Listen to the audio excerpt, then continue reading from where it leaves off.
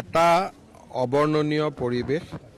বহুত মানুহ ৰিলিফ কেম্পলৈকে আহিছে, বহুত মানুহ গাঁৱত আছে, বহুত গাঁৱলৈকে এতিয়াও চৰকাৰ বা আমাৰ যিটো ৰিলিফ এফৰ্ট এতিয়ালৈকে গৈও পোৱা নাই, কাৰণ গোটেই গাঁওখন পানীৰে আৱৰি আছে। বহুত লোকৰ মৃত্যু হৈছে, মৃতদেহ নতুনকৈ ওলাই আছে। আমি যিমান পাৰোঁ ৰাইজৰ লগত থাকি ৰাইজক সেৱা কৰাৰ কাৰণে যত্ন কৰিম। আজি মই গোটেইখিনি নিজেও চাই যাম। আৰ্মি, NDRF, SDRF, চৰকাৰ গোটেই একেলগে সকলোৱে কাম কৰি আছে। ৰাইজৰ ঘৰবিলাক ভাঙিছে, কিতাপ পত্ৰ নোহোৱা হৈছে, কাৰোবাৰ চাৰ্টিফিকেট উটি গৈছে, কাৰোবাৰ গৰু ছাগলী নোহোৱা হৈছে। চৰকাৰে যিমান পাৰে সকলোকে সহায় কৰিব। ৰাইজৰ এটা অভিযোগ আছে, অভিযোগ বুলি নহয়, ৰাইজে বিচাৰিছে যে চৰকাৰে, অসম চৰকাৰেতো দিবই, সহায় কৰিব, কেন্দ্ৰীয় চৰকাৰ বিশেষকৈ পুঁজি আহিব। কেন্দ্ৰীয় চৰকাৰ আৰু ৰাজ্য চৰকাৰ দুটা নহয়।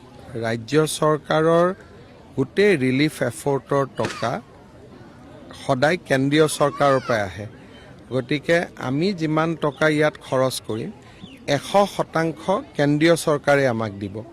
খালি আমি খৰচ কৰি তেওঁলোকক জনাব লাগে যে ইমান টকা আমাক প্ৰয়োজন, তেওঁলোকে আমাক পঠাই দিয়ে। বানপানী বা গৰাখহনীয়াৰ বাবে খৰচৰ টকা অলমোষ্ট 100% কেন্দ্ৰীয় চৰকাৰে দিয়ে, আৰু কেন্দ্ৰীয় চৰকাৰে আমাক আগতীয়াকৈ দি ৰাখে, আৰু প্ৰয়োজন হ'লে আমি আৰু টকা খুজিব পাৰোঁ। তাৰ ওপৰত যদি কিবা বিশেষ পৰিৱেশ হয় যিটো কেন্দ্ৰীয় চৰকাৰৰ গাইডলাইন দি নাপায়, তেতিয়াও আমি কেন্দ্ৰীয় চৰকাৰক অতিৰিক্ত খুজিব পাৰোঁ। গতিকে সেইকাৰণে পুঁজিৰ ফালৰ পৰা কোনো অসুবিধা নহয়, আমি কৰিবও পাৰিম, আৰু প্ৰয়োজন হ'লে প্ৰধানমন্ত্ৰী ডাঙৰীয়াই পৰা খুজি ল'ব পাৰিম। টকাটো সমস্যা নহয়। মই যিমানখিনি অঞ্চলত যাব পাৰোঁ মই নিজেও যাম, আৰু আমিও জানো যে বহুতখিনি জেগাত মানুহ এতিয়াও আবদ্ধ হৈ আছে। গতিকে আৰ্মিয়েও চেষ্টা কৰি আছে, NDRFেও কৰি আছে। কিছুমান জেগাত কোনো প্ৰকাৰেই যাব পৰা অৱস্থাত নাই। যোৱাকালি আমি হেলিকপ্টাৰ দিও ট্ৰাই কৰিছিলোঁ। গতিকে মানে চেষ্টাৰ ক্ৰুটি কৰা নাই, কিন্তু এইটোও ঠিক যে বহুত মানুহ এতিয়াও পানীৰ মাজতে আছে। মোক এতিয়া এগৰাকী মানুহে ক'লে যে পেচেণ্ট এটা আছে, আনিব পৰা নাই, বেটাৰী ৰিক্সাতে ওপৰত উঠাই ৰাখিছে। গতিকে কষ্টৰ কোনো সীমা নাই, আমি যিমান পাৰোঁ চৰকাৰৰ পৰা চেষ্টা কৰিম। নাগালেণ্ডৰ ডাৱৰ বিস্ফোৰণৰ কাৰণে যিহেতু বানপানীটো হ'ল, কিন্তু তাৰ লগত আমাৰ চৰাইদেউ বা শিৱসাগৰ জিলা প্ৰশাসনৰ যোগাযোগ নাছিল নেকি? যোগাযোগ ক্লাউডটো আহে সময়ত কি নাগালেণ্ড প্ৰশাসনে আমাক লগে লগে জনাইছে ক্লাউড ব্লাষ্ট হোৱাৰ লগে লগে, কিন্তু জনালে লাভ কি আছে?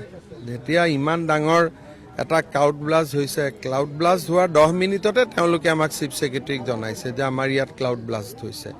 কিন্তু কৰিব পৰাটো একো নাই, হো কৰি পানী নামি আহিছে, আৰু তেওঁলোক নিজেও ক্ষতিগ্ৰস্ত। এতিয়ালৈকে আজি ক্ষয়ক্ষতিৰ বিষয়ে ক'লে অকণমান খুব প্ৰাথমিক হ'ব, আৰু কাৰণ আমি জনাতকৈ বহুত বেছি ক্ষতি হৈছে। সেইকাৰণে আমি বুলেটিনটো সদায় উলিয়াই আছোঁ, কিন্তু যিটো বুলেটিনত প্ৰকাশ পাইছে সেইটো বহুত কম, তাতকৈ ক্ষতি বেছি হৈছে।